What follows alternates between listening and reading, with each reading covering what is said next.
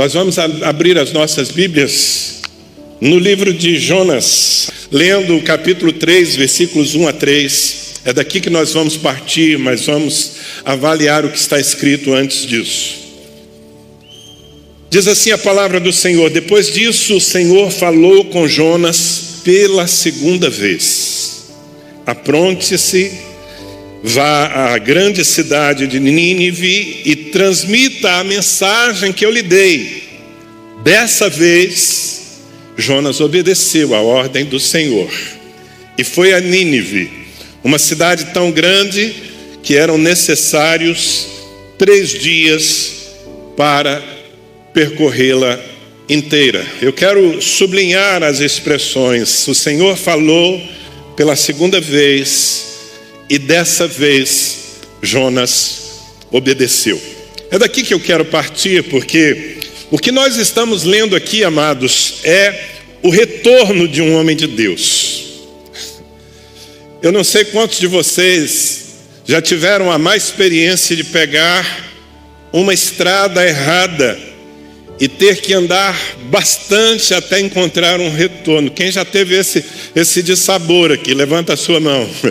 Se você pudesse ter evitado, faria. Não quer viver essa experiência de novo. Ainda mais se teve que andar muito para voltar à rota original. Normalmente, quando nós perdemos o caminho, acontece por acidente, uma distração, uma falta de domínio da região. Então você pega uma direção errada e depois tem que consertar. Mas é possível que nós deliberadamente erremos o caminho. Eu já fiz isso. Sabe quando você não confia no GPS? Você põe o GPS para lhe levar a tal destino, ele traça uma rota, mas você não concorda com a rota do GPS. Você diz: eu conheço esse caminho, eu já fui tantas vezes a esse lugar, e eu não vou fazer o que o GPS está mandando, eu vou pela minha experiência. E aí você dá com os burros na água, porque na verdade o GPS estava lhe livrando de um grande congestionamento, ou mesmo de uma pista bloqueada que você não conhecia. Veja, é sobre isso a nossa conversa, porque muitas vezes nós erramos o caminho. Muitas vezes nós decidimos andar numa direção oposta àquela que sabemos que Deus tem para nós. Deliberadamente desobedecemos. Foi isso que aconteceu com esse profeta. A história de Jonas começa a ser narrada no capítulo 1, dos versículos 1 a 3, está escrito o seguinte: o Senhor deu esta palavra a Jonas, filho de Amitai: apronte-se e vá à grande cidade de Nínive, anuncie meu julgamento contra ela, pois vi como seu povo é perverso. Jonas se aprontou, mas foi na direção contrária, a fim de fugir do Senhor. Desceu ao porto de Jope, onde encontrou um navio que estava de partida para Tarsis. Comprou a passagem e embarcou para Tarsis a fim de fugir do Senhor.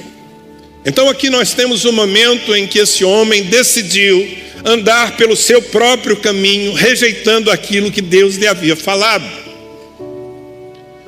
Eu tenho visto esse filme acontecer inúmeras vezes. Eu tenho visto pessoas tendo que dar muitas voltas na vida por terem se endurecido em relação ao que Deus diz. O que Deus diz é tanto um chamado pessoal, aquilo que Ele fala ao nosso coração e que muitas vezes entra em choque com a nossa vontade. Mas aquilo que Deus diz é, acima de tudo, o que está escrito nas Escrituras. Muitas vezes nós conhecemos a vontade de Deus e conscientemente nós apostamos numa outra solução, numa outra rota. E isso nunca termina bem.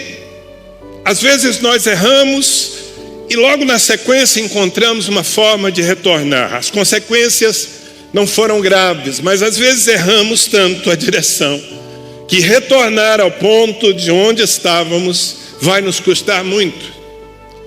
Mas, amados, eu diria que um homem de Deus, uma mulher de Deus, não deveria considerar uma outra alternativa a não ser andar debaixo da bênção. Quando você se aparta da vontade de Deus, você se distancia de Deus. Veja que Jonas decidiu não apenas desobedecer, Deus o mandou profetizar em Nínive, mas ele não queria. E ele não apenas desobedeceu, mas deliberadamente ele estava fugindo de Deus, como se isso fosse possível. Ninguém foge de Deus. Você nunca vai conseguir se ocultar de Deus. E isso não é uma má notícia, tá? É que Deus lhe ama tanto que Ele nunca vai lhe colocar na lixeira, Ele nunca vai se esquecer de você. Posso ouvir um amém, não? Mas enfim, esse homem tomou a direção errada. Deus o mandou para Nínive, Oriente. Ele decidiu ir para Tarsis, Ocidente, direção oposta. E o caminho que ele decidiu fazer para Tarsis era 5 vezes mais longo do que o caminho que Deus lhe havia proposto. O que eu posso dizer é que Jonas entrou numa rota de desobediência. E quantas vezes nós, servos de Deus, também o fazemos. E as consequências podem ser terríveis, dependendo daquilo que estamos considerando. Então, veja, falar sobre isso, e o tema dessa ministração é de volta ao propósito. Repita comigo, de volta ao propósito. Só quem tá acordado mesmo, diga de volta ao propósito. É sobre isso que eu quero falar.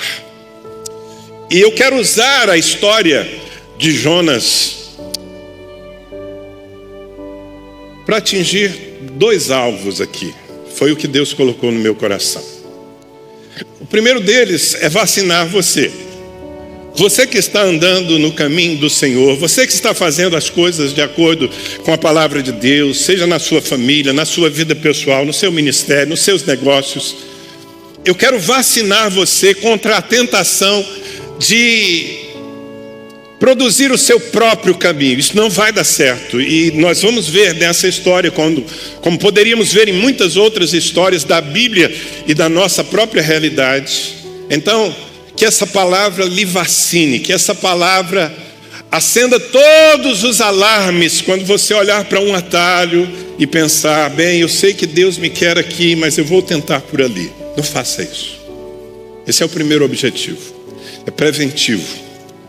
Mas há um outro grupo que eu acredito que essa palavra vai alcançar. Aqui e a quem ela chegar através da internet, porque ela estava sendo transmitida para o mundo. É dar coragem para aqueles que erraram a direção tomarem o retorno, ainda que isso lhes custe muito. É melhor voltar atrás, é melhor arrepender-se, é melhor tomar atitude do que seguir adiante. E essa história, o que nós vamos ler a partir daqui, ela pode nos ensinar algumas coisas. Aquilo que eu poderia chamar de a Odisseia de Jonas. Você vai ver que não foi uma viagem tranquila. Aliás, ela não se completou, graças a Deus. Foi uma verdadeira odisseia. E ela tem muita coisa a nos ensinar. Algumas dessas coisas eu quero ter graça para transmitir ao seu coração. Quantos de vocês estão interessados nisso? A primeira delas, queridos, eu quero que você guarde isso para sempre, tá? Portas abertas não significam salvo-conduto. Deixa eu ler o texto para você entender. Eu vou ler de novo um versículo que eu acabei de ler. Jonatas se aprontou, mas foi na direção contrária, a fim de fugir do Senhor. Desceu ao porto de Jope, onde encontrou um navio que estava de partida para Tarsis, comprou a passagem e embarcou para Tarsis, a fim de fugir do Senhor. Então veja que o seu intento era claro, ele queria permanecer na desobediência. E surpreendentemente, as coisas estavam dando certo. Veja, ele quer ir para Tarsis, ele chega ao porto de Jope e há um navio para Tarsis. E ele tem recursos para comprar a passagem, ele compra a passagem, está tudo dando certo. E a primeira fase da viagem dele é tranquila, está tudo dando certo, embora ele estivesse navegando na direção errada. E aqui, meus amados, está uma grande armadilha, uma ilusão na qual muitas vezes nós embarcamos. Fazemos as coisas erradas, tomamos as decisões equivocadas, desobedecemos a Deus, mas nada acontece, de imediato não há consequências. É assim que um jovem entra na pornografia e continua tudo bem. É assim que um homem de família se aventura numa relação extraconjugal e como nada acontece, como as consequências não vêm, ele se aprofunda naquilo. É assim que um homem de negócios temente a Deus encontra um caminho não aprovado por Deus, mas lucrativo, e investe, e de repente está tudo dando certo. E nós podemos entender isso como um salvo-conduto. Olha, Deus não está se importando, mas não acredite nisso. Por favor, nunca acredite que as suas semeaduras não vão trazer uma colheita proporcional, tanto as boas quanto as ruins. Eu acredito que Jonas, ao encontrar o barco que ele queria, ao pagar a passagem, ao descer ao seu aposento e deitar e dormir e perceber que a viagem começou, ele estava pensando, não vai dar nada. Cuidado com essa ideia que muitas vezes nos engana, não vai dar nada. Porque para não dar nada, Deus teria que mentir. Tudo aquilo que o homem semear, isso ele colherá. É uma lei espiritual. Serve para o bem e serve para o mal.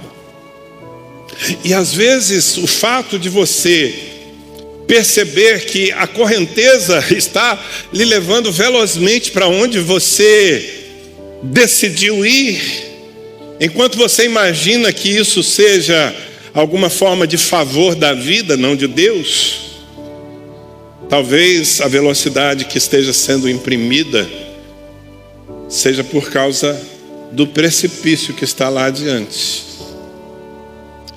Então, é melhor voltar atrás o quanto antes.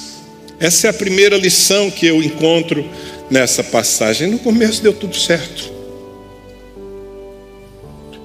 Em Eclesiastes capítulo 8, versículo 11, diz assim: visto que não se executa logo a sentença sobre a má obra, o coração dos filhos dos homens está inteiramente disposto a praticar o mal. É assim que nós funcionamos, a não ser que estejamos ativados pelo temor de Deus. Já que não tem consequência, então eu posso continuar fazendo a coisa errada, não vai dar nada. Salomão aqui está apenas fazendo uma constatação de como nós funcionamos. Mas veja o que Paulo escreveu na carta aos Gálatas, capítulo 6, versículos 7 e 8. Não se deixem enganar. Fala para a pessoa que está ao seu lado: meu irmão, não se deixe enganar. Não se iluda, não se deixem enganar. Ninguém pode zombar de Deus. A pessoa sempre colherá aquilo que semear. Quem vive apenas para satisfazer sua natureza humana, colherá dessa natureza ruína e morte. Mas quem vive para agradar o Espírito, colherá do Espírito a vida eterna. Nós escolhemos. Então, veja, se eu tomei o caminho errado, é melhor que eu volte o quanto antes. Não é porque aparentemente tudo está dando certo e sem consequências que vai continuar assim. E a história de Jonas ilustra isso. No versículo 4 temos a segunda lição. O Senhor, porém, enviou sobre o mar um vento forte. Quem enviou sobre o mar um vento forte, meus irmãos? O Senhor enviou sobre o mar um vento forte e caiu uma tempestade tão violenta que o navio estava prestes a se despedaçar. Com muito medo, os marinheiros clamavam a seus deuses para que os socorressem e lançavam a carga ao mar para deixar o navio mais leve. Enquanto isso, Jonas dormia profundamente no porão. Então o capitão desceu para falar com ele. Como pode dormir numa situação dessas? Disse. Levante-se e ore ao seu Deus. Quem sabe ele prestará atenção em nós e poupará a nossa vida. Veja, tempestades chegam eventualmente para nos deter. Eu vou falar de novo. Tempestades chegam à nossa vida muitas vezes como uma providência de Deus para nos deter. Esse era o caso. E aqui, queridos, é bom que se diga que nem toda tempestade é uma disciplina de Deus, tá? Você deve se lembrar de um outro barco que foi assolado por uma tempestade e no qual estava também um homem dormindo. Alguém se lembra de uma história parecida, não? Lá no Novo Testamento, o barco era o de Jesus, na verdade dos seus discípulos, e quem estava dormindo no meio da tempestade era Jesus. Naquele caso, a tempestade não veio porque os discípulos haviam tomado o caminho errado. Não, muito ao contrário. Eles estavam no centro da vontade de Deus. Jesus havia dito, vamos atravessar o mar da Galileia, porque na terra dos Gadarenos havia um homem precisando de libertação. E eles estavam cumprindo a vontade de Deus e uma tempestade apareceu. Tempestades acontecem nas nossas vidas quando nós estamos na rota certa e em plena obediência. Elas vêm para nos provar e para que nós tenhamos experiências com o poder de Deus. O sono de Jesus, o fato de que Jesus estava dormindo no meio daquele caos, era baseado na paz que ele tinha, na confiança, na tranquilidade que a presença do Pai trazia. Ele podia dormir mesmo em meio às ondas fortes. Jonas não. Jonas estava dormindo o sono da indolência, da falta de temor. Navegando na direção errada, ele era capaz de dormir e teve que ser acordado.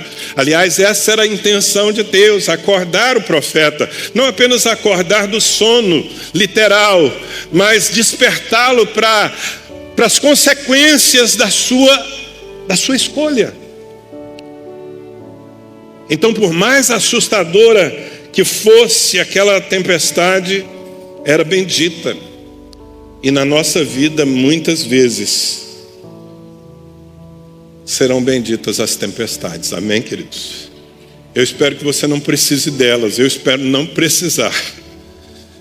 Mas a pior coisa que pode me acontecer é seguir na direção errada. A pior coisa que pode me acontecer é uma insistência na desobediência, no pecado, na rebelião. Isso vai destruir a minha vida. Talvez vai destruir a vida das pessoas que estão comigo. Veja que por causa de Jonas, a tempestade veio sobre um navio. As pessoas que não tinham nada a ver com aquilo foram afetadas. Isso é uma conta que nós precisamos fazer também quando estivermos sendo tentados a escolher uma rota que Deus não abençoa. Não é só sobre nós. Em grande parte das vezes não é só sobre nós. Quando um pastor cai em pecado, isso afeta todo o seu rebanho. Pessoas são escandalizadas, desestimuladas. O evangelho de Cristo é envergonhado. Quando um pai de família se rende ao desejo de ter uma aventura fora do seu casamento, não é só sobre ele. É sobre a sua aliança, sobre a sua casa, sobre os seus filhos, sobre a sua esposa. E às vezes o pecado não é denunciado, mas a tempestade vem e todos sofrem. E como eu acredito que vocês, como eu, já viram esse filme antes, é melhor que nós nos protejamos. É melhor que nós não arrisquemos. É melhor que nós escolhamos andar com o Senhor. Amém? Jonas estava sendo sacudido por Deus. No Salmo 119 é o maior capítulo da sua Bíblia. O salmista escreveu no versículo 71: foi-me bom ter sido afligido, para que aprendesse os teus decretos. Foi-me bom ter sido afligido. Sabe, amados, Deus, Ele nos ama tanto, que Ele não nos entrega aos nossos enganos. Ele não nos abandona à nossa própria sorte.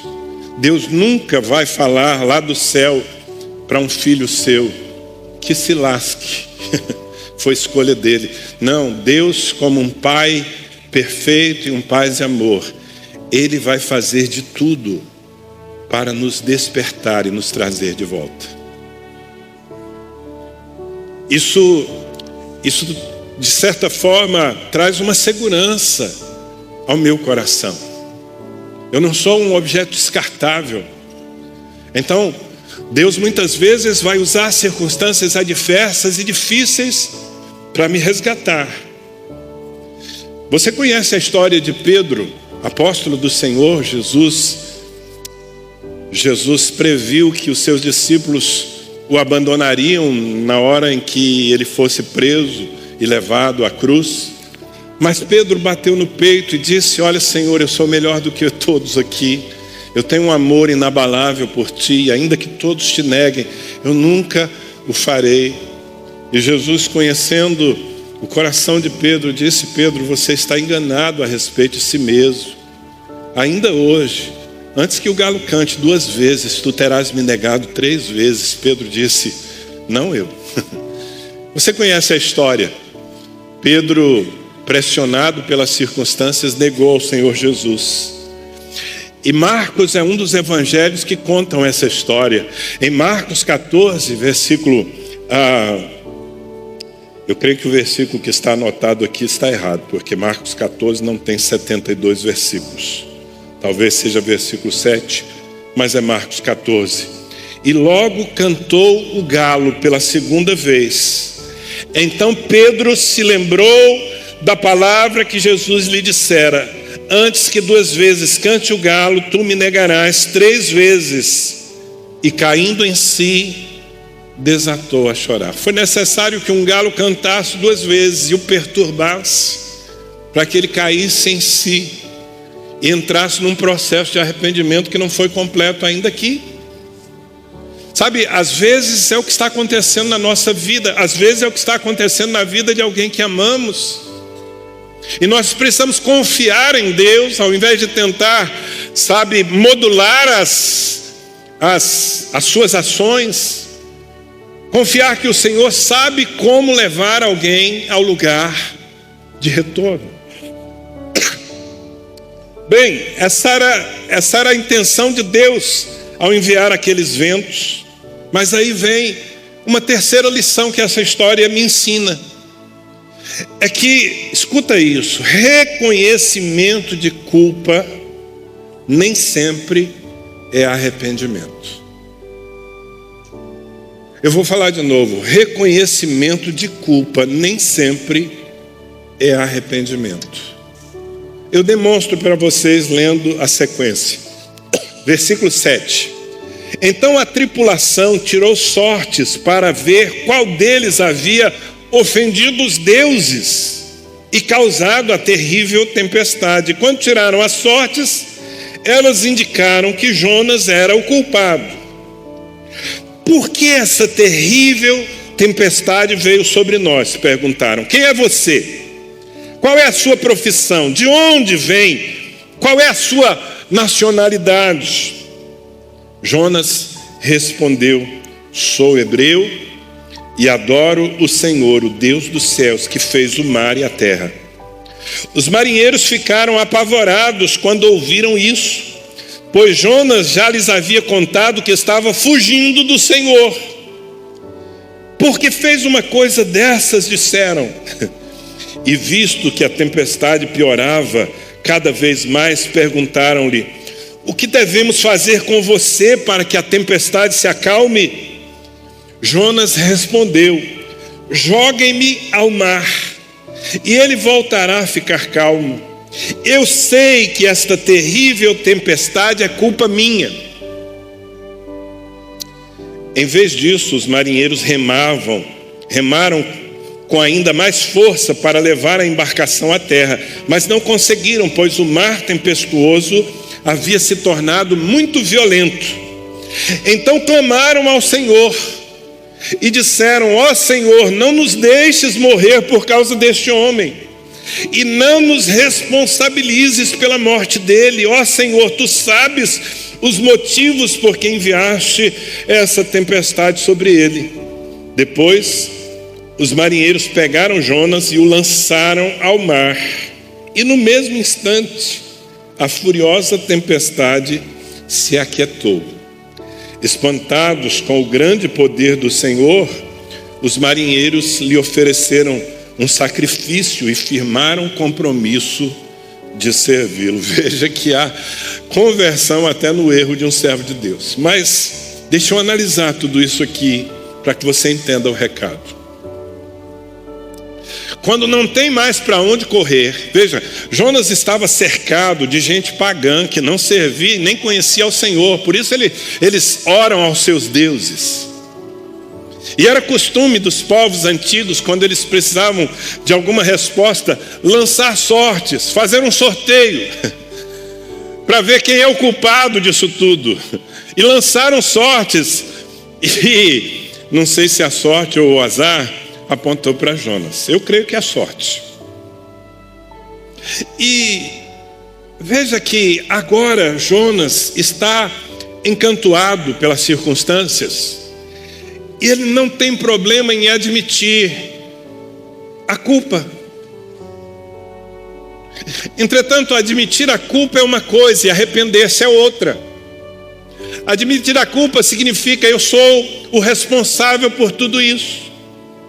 Quando fica nessa frase, nesse sentimento, nesse posicionamento, não tem arrependimento, porque ele não expressa o desejo, ele não busca a Deus dizendo: Senhor, me dá uma outra chance, eu vou voltar ao caminho, eu vou cumprir a tua vontade, eu vou edificar da maneira certa. Não, ele simplesmente assume a culpa.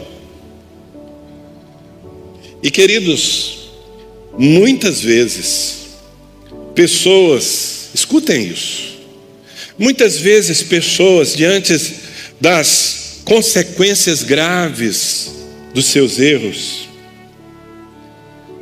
se punem ou aceitam ser punidos. Escuta isso. Isso foi uma revelação que, enquanto eu meditava na palavra, explodiu no meu coração essa semana. Muitas pessoas, elas aceitam a punição. É aquele homem que adulterou e o seu adultério foi descoberto, e ainda que ele não tenha dado sequência naquele relacionamento, mas a sua casa entrou numa situação caótica, ele resolve assumir a culpa, ele aceita simplesmente perder a sua família. Ele merece. Algumas das pessoas que vocês veem perambulando aí pelas ruas, os sem teto, algumas, não poucas dessas pessoas estão se punindo. Não todas, mas muitas delas estão se punindo. Erraram e não conseguiram enxergar um caminho de restauração. Então eu mereço viver na rua. Eu destruí minha família. E ainda que se apresente uma casa para elas, elas não aceitam. Elas entraram numa autopunição. Eu, como pastor, já estive diante de crentes que, tendo pecado, tendo transgredido seriamente a palavra de Deus, e sendo exortados, e sabendo que para consertar tudo aquilo era necessário fazer um longo caminho de volta, eles simplesmente se resignaram, dizendo: eu sei que eu preciso ser excluído da igreja, então eu aceito, eu mereço isso. Alguns nem esperam ser excluídos, eles mesmos se excluem, vão embora. Mas escuta que Deus não enviou essa tempestade para matar Jonas. O propósito de Deus não é eliminar aquele que errou. Escuta isso, pelo amor de Deus, acredite. Deus nunca quer simplesmente nos punir, nos eliminar. Deus não quer nos tirar do jogo. Esse não é o coração de Deus. Sabe, muitas vezes nós somos convencidos, por estarmos no erro, de que nós somos o problema. Meu irmão, eu estou lhe falando em nome de Jesus Cristo. Você não é o problema. Talvez o seu pecado seja. E você não é o seu pecado. E para o seu pecado, para o seu erro, para o seu caminho errado, para a sua decisão equivocada, tem jeito em Jesus Cristo. Então não aceite simplesmente a punição da vida. Há pessoas que, depois de terem tomado um caminho errado, elas tiram a própria vida, como se isso fosse resolver. Há mulheres que estão pensando: se eu abandonar os meus filhos, eles deixam de sofrer com a minha depressão. E algumas somem. Mas eu pergunto: isso resolve o problema? Isso responde à vontade de Deus? Não. Jonas é lançado ao mar, ele aceita isso, e ele está pronto para morrer. Eu diria que uma parte do que Deus tinha que fazer estava feito. Ele agora reconhecia, não estava mais querendo fugir da presença de Deus, fugir da realidade. Mas a outra parte não tinha se cumprido, ele não decidiu voltar ao caminho. E arrependimento é necessariamente voltar a fazer as coisas certas. Tem alguém me entendendo aqui? Não. Então Jonas é lançado ao mar. Veja que os marinheiros incrédulos, eu nem posso chamá-los de incrédulos, eles são crentes, só estavam crendo nos deuses errados. Mas diante de tudo aquilo, eles se convertem, oferecem sacrifícios ao Deus verdadeiro e prometem servi-lo. E eles tiveram misericórdia, eles lançaram Jonas ao mar sem querer. Eles tentaram resolver de outra forma. Mas ele é lançado ao mar. E o que aconteceria com um homem lançado ao mar? Morte. Mas não foi o que aconteceu.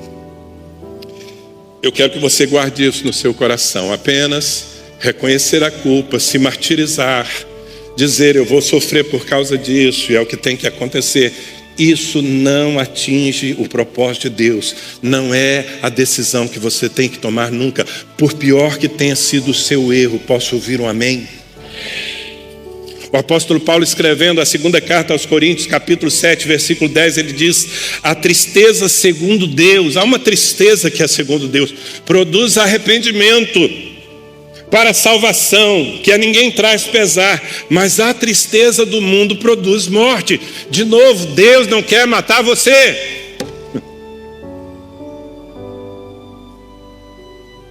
Em Provérbios 28, versículo 13, Salomão escreveu: o que encobre as suas transgressões jamais prosperará. Não adianta andar na direção errada e esperar bênção, não tem jeito. Mas o que confessa e deixa, repita comigo: confessa e deixa.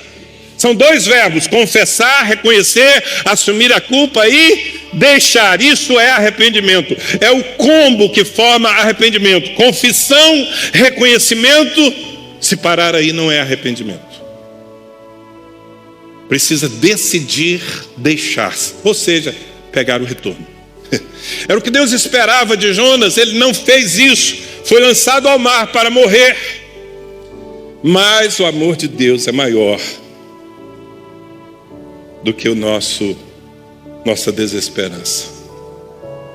E aí vem a próxima lição, que talvez eu possa considerar como a mais forte e a mais poderosa dessa mensagem. O ventre do peixe pode mudar o nosso destino. Falando assim, quem não conhece a história bem não vai entender. Mas veja o que está escrito no versículo 17, ainda no capítulo 1. O Senhor fez que um grande peixe engolisse Jonas. E Jonas ficou dentro do peixe por 3 dias e 3 noites. Veja, irmãos, aqui nós temos uma daquelas histórias que para acreditar tem que ser crente, não é?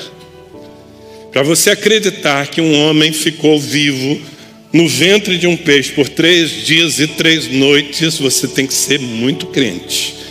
Eu sou, você é também?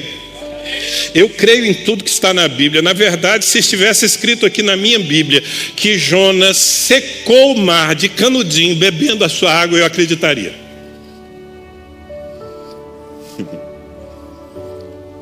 E de fato eu acredito que um Deus que pode manter uma criança viva por 9 meses no ventre da sua mãe pode manter um profeta 3 dias e 3 noites na barriga de um peixe para restaurá-lo.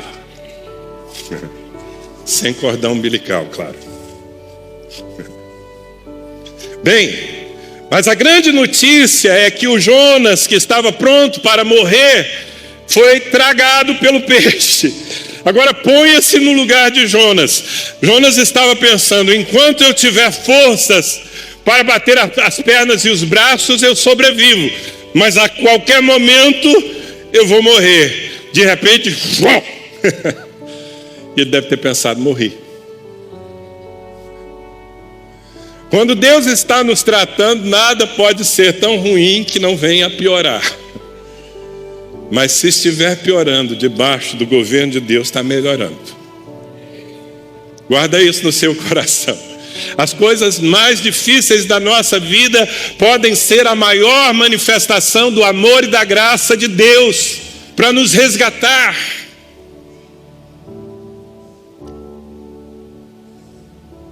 Então veja, se a morte antes era uma questão de tempo, agora era uma realidade iminente, não é? Quem sobreviveria no interior de um peixe? Entretanto, ali Jonas foi preservado por 3 dias e 3 noites. Se eu fosse dar um nome para esse peixe, eu o chamaria de graça ou de misericórdia. Porque esse peixe tinha 2 propósitos, assim como as circunstâncias que podem ser ilustradas por ele na nossa vida. Às vezes nós ainda não chegamos ao lugar de retorno e precisamos ser forçados a chegar. Então Deus providencia um ventre de peixe. O ventre do peixe, que eu espero que você nunca precise, pode ser a solidão de uma UTI. Eu conheço pessoas que só voltaram a Deus e ao propósito na solidão de uma UTI. O ventre do peixe pode ser uma cela de uma prisão. Não faz muito tempo eu fui procurado aqui por um jovem pastor, filho de pastor. Ele, anos atrás, com um ministério crescente, foi seduzido por uma relação imoral, adulterou, foi tratado pela sua igreja e preferiu fugir. deixou a presença de Deus, abandonou a casa de Deus e enveredou por uma vida mundana, se esquecendo do seu chamado e de tudo aquilo que Deus já havia lhe dado como bênção, filho de uma família pastoral. Para fazer de uma longa história curta, ele me disse que ele finalmente foi jogado num presídio aqui nessa região. Depois de atritos com a sua mulher, de violência inclusive, ele foi lançado numa cela. E quando ele descreveu o ambiente que o recebeu, eu fiquei impactado. Ali não havia um lugar digno para se deitar, nem uma comida limpa para comer. Eu estou falando de alguém que foi criado numa família pastoral. E desesperado, ele se lembrou de Jonas. Ele me disse: pastor Danilo, eu orei ao Senhor daquela prisão e eu disse: Senhor, eu tenho pecado contra ti. Eu estou disposto a fazer o caminho de volta se o Senhor me livrar. Se o Senhor, como fez com Jonas, me livrar em 3 dias dessa prisão, eu vou voltar a te buscar, eu vou voltar a ser um homem fiel a ti. Eu vou deixar o vício, a bebida que me consumiu nesses últimos anos. E quando ele compartilhou isso com alguns bandidos que estavam ali presos, eles riram na cara dele e disseram: sair daqui em 3 dias, depois de ter feito o que você fez? Você está alucinado, esqueça. Mas como Deus é um Deus de misericórdia, no 3º dia, quando ele já estava começando a ser vencido pela ideia de que Deus o havia rejeitado, um oficial de justiça entrou naquela cela e disse: você pode sair. E esse rapaz então saiu, parou de beber, buscou a igreja. Foi preciso uma cela. Foi preciso comer uma comida indigna dos homens. Era o ventre do peixe. Às vezes o ventre do peixe é o abandono total da família, dos amigos. É você se ver numa situação onde ninguém parece lhe amar. Às vezes o ventre do peixe é uma falência financeira completa.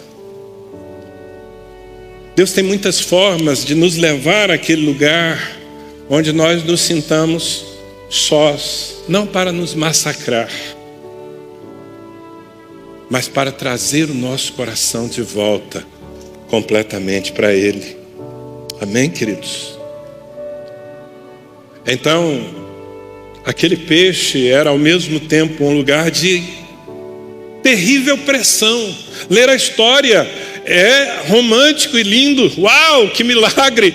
Imagine você ali. Esse homem não tinha certeza de nada, estava em plena escuridão, solidão total, ninguém que pudesse lhe dar uma palavra de ânimo, só ele e o Senhor.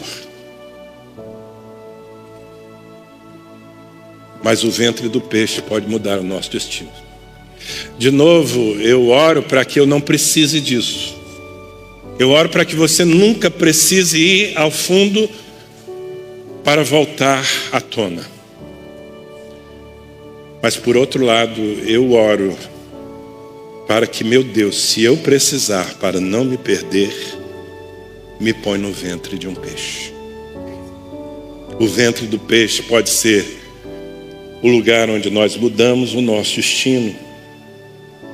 No Salmo 66, versículos 10 a 12, nós temos essa ideia. Pois tu, ó Deus, nos provaste, acrisolaste-nos como se acrisola a prata. Tu nos deixaste cair na armadilha, oprimiste as nossas costas. Ou seja, Senhor, tu nos botastes debaixo de pressão. Fizeste que os homens cavalgassem sobre a nossa cabeça. Passamos pelo fogo e pela água, porém, afinal, nos trouxeste a um lugar espaçoso. É assim que muitas vezes funciona a graça de Deus. Primeiro Ele nos leva ao fundo, para que nós possamos fazer as contas certas da vida. E depois Ele nos resgata e nos coloca num lugar de honra. Amém, queridos? Em Oséias capítulo 2, versículo 14, o Senhor diz: portanto, eis que a atrairei e a levarei para o deserto e lhe falarei ao coração. O que Deus queria com aquele peixe, em primeiro lugar, queria preservar Jonas. Sem aquele peixe ele morreria. Mas em segundo lugar, queria falar ao coração dele. Queria levá-lo ao retorno, que se chama arrependimento. Na sequência, o capítulo 2 começa e nós temos aqui uma oração. E essa é a última lição que eu quero compartilhar com você dessa história. Veja que esse texto não foi escrito lá do ventre do peixe, né, irmãos? Isso foi escrito a posteriori. Então você vai ver que a oração de Jonas é bastante poética. Eu não acredito que ao vivo e a cores, ou seja, a cores não tinha, porque nem luz tinha. Não foi bem assim, mas o sentido foi esse. Qual foi a oração de Jonas? Está no capítulo 2. Então, de dentro do peixe, Jonas orou ao Senhor seu Deus. Veja, Jonas não orou quando rejeitou a vontade de Deus. Ele não orou quando a tempestade veio, mas no ventre do peixe, Jonas orou. Parece que está funcionando. E qual é a sua oração? E disse: em minha angústia clamei ao Senhor, e Ele me respondeu. Gritei da terra dos mortos, e tu me ouviste. Nas profundezas do oceano me lançaste, e afundei até o coração do mar. As águas me envolveram, fui encoberto por tuas tempestuosas ondas. Então eu disse: tu me expulsaste da tua presença. E no entanto, olhei de novo para o teu santo templo. Afundei debaixo das ondas, e as águas se fecharam sobre mim. Algas marinhas se enrolaram em minha cabeça. Afundei até os alicerces dos montes. Fiquei preso na terra, cujas portas se fecharam para sempre. Mas tu, ó Senhor meu Deus, me resgataste da morte. Quando minha vida se esvaía, me lembrei do Senhor, e a minha oração subiu a ti em teu santo templo. Os que adoram falsos deuses dão as costas para as misericórdias de Deus. Versículo 9. Eu, porém, oferecerei sacrifícios a ti com cânticos de gratidão, e cumprirei todos os meus votos, pois somente do Senhor vem o livramento. Versículo 10. Então o Senhor ordenou que o peixe vomitasse Jonas na praia. Uau. Irmãos, eu resumiria a oração de Jonas em duas frases. Do versículo 2 ao versículo 8, Jonas está dizendo: eu afundei. Aliás, ele usa esse verbo várias vezes. Eu afundei. Eu fiquei sem esperança. Eu fiquei sem opção.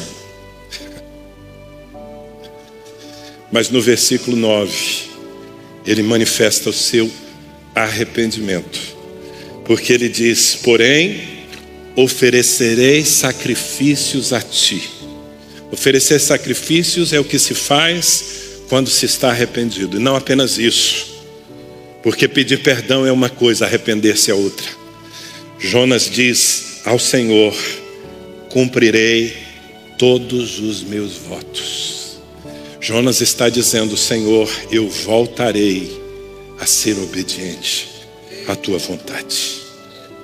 Finalmente o arrependimento chegou, e se o arrependimento chegou, não tinha por que mantê-lo naquele lugar de escuridão. Deus dá uma ordem, e o peixe vomita Jonas na praia. E a partir dali, encontrando o retorno, ele mudou a sua direção e ao invés de continuar indo para Tarsis, ele tomou o caminho para Nínive, onde Deus o queria, e ali pregou, e uma cidade inteira se converteu, porque Deus não estava ali para descartar um profeta, Deus estava ali para resgatar um homem.